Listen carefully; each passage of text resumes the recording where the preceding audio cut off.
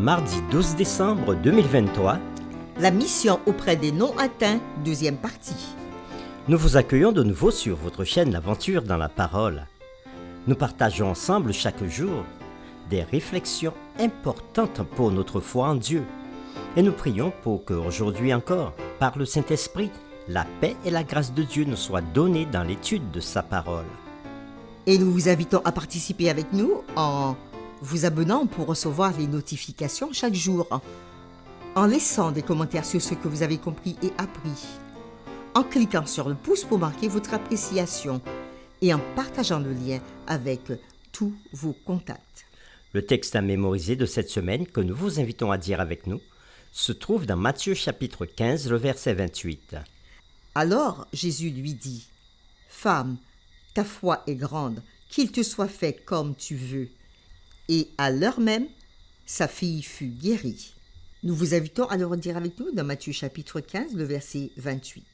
Alors Jésus lui dit, « Femme, ta foi est grande, qu'il te soit fait comme tu le veux. » Et à l'heure même sa fille fut guérie. Quelles sont les interactions de Jésus avec les étrangers? Quels sont les préjugés qui peuvent nous empêcher de voir les besoins des peuples, des nations, des ethnies et des villes? Ce qu'ils n'ont pas connu, comment les nations de la terre serviront-elles Jésus? Toi, lève-toi. Les réflexions de cette semaine nous aideront à répondre à ces questions. Et aujourd'hui, nous le ferons avec la séquence. À Tyr et à Sidon. Les érudits bibliques croient que l'évangile de Matthieu a été écrit spécifiquement pour un public juif et que l'évangile de Marc a été principalement écrit ayant à l'esprit un public païen. Il est utile de garder cette distinction à l'esprit lorsque nous étudions les évangiles. Nous vous invitons à lire avec nous Matthieu chapitre 15, les versets 22 à 28 et Marc chapitre 7, les versets 24 à 30. Et nous répondrons à la question suivante. Quelle différence voyez-vous dans la façon dont la femme a été décrite? Matthieu chapitre 15, les versets 22 à 28.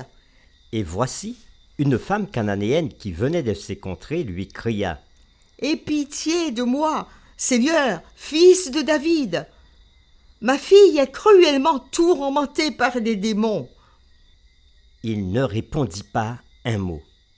Et ses disciples s'approchèrent et lui dirent avec instance, « Renvoie-la, car elle crie derrière nous. » Il répondit, « Je n'ai été envoyé qu'aux brebis perdues de la maison d'Israël. » Mais elle vint se prosterner devant lui, disant, « Seigneur, secours-moi. » Il répondit, « Il n'est pas bien de prendre le pain des enfants et de le jeter aux petits chiens. » « Oui, Seigneur, dit-elle.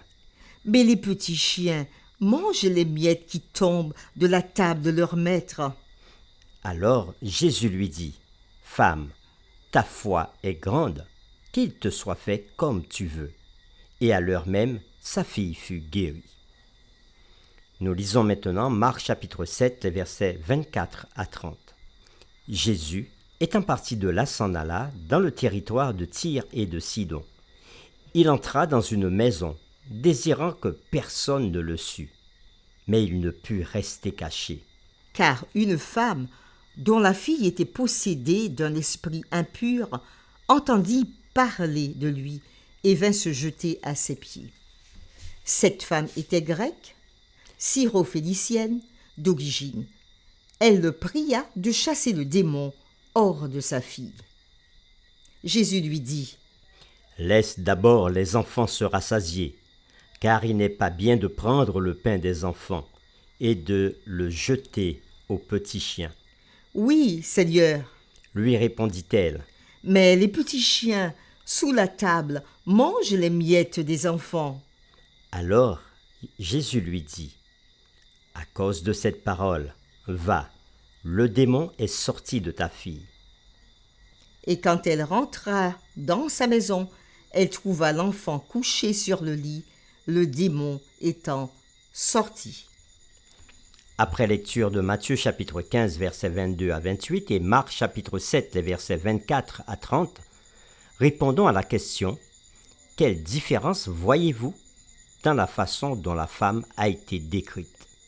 Dans le livre de Matthieu, les versets 22 à 28, Matthieu décrit cette mère en utilisant sa nationalité ou sa race, cananéenne. Tandis que Marc, conduit par le Saint-Esprit, utilisa des termes supplémentaires pour décrire cette femme comme étant grecque ou gentile ou païen, et donna ensuite des informations supplémentaires, une syro-phénicienne d'origine ou une syrienne de la Phénicie, la seule fois où ce terme fut utilisé dans la Bible. Considérez l'impact que cette histoire de Matthieu 15 aurait eu sur le public principal visé, compte tenu de ses antécédents et sa vision du monde. Le public de Matthieu verrait cette mère comme une païenne méprisée. Cela vient de l'expérience historique du peuple juif avec les Cananéens en tant que groupe de personnes adoratrices d'idoles, dont le mode de vie et les pratiques maléfiques ont longtemps été une pierre d'achoppement pour leur nation, ce que nous avons vu dans la séquence précédente. Même les disciples de Christ n'avaient pas envisagé la possibilité que cette femme ait la foi et fasse partie du royaume de Dieu. Et dans l'évangile de Marc au chapitre 7, l'auditoire de Marc, des gentils, aurait une réponse différente de celle de Matthieu.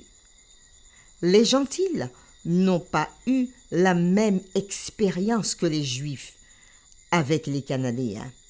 Les gentils s'identifieraient plutôt à cette femme grecque, syro-phénicienne d'origine. Jésus avait guéri l'un des leurs. Pour les gentils, cette femme serait considérée comme une mère bien-aimée qui se souciait du sort de sa fille et voulait que le maître la guérisse, quelle que soit l'origine ethnique et nationale de cette mère. L'auteur, Ellen G. White, dans le livre Jésus-Christ à la page 393, dira ceci. Le Christ ne répondit pas immédiatement à la requête de cette femme. Elle représentait une race méprisée, et Jésus lui fit l'accueil que les Juifs lui auraient réservé. Par là, il se proposait de montrer aux disciples avec quelle froideur et quel manque de cœur les Juifs se conduiraient dans un cas semblable, et en accordant ensuite l'objet de la requête.